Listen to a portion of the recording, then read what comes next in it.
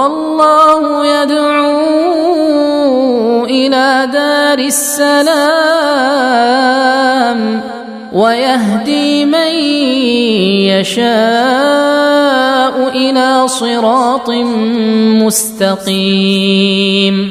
للذين أحسنوا الحسنى وزيادة ولا يرهق وجوههم قتر ولا ذلة أولئك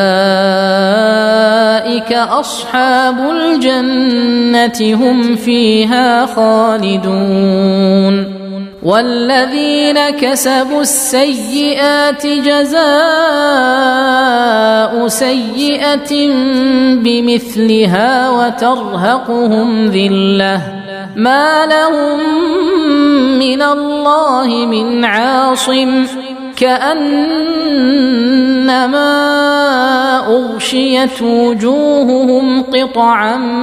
من الليل مظلما أولئك أصحاب النار هم فيها خالدون.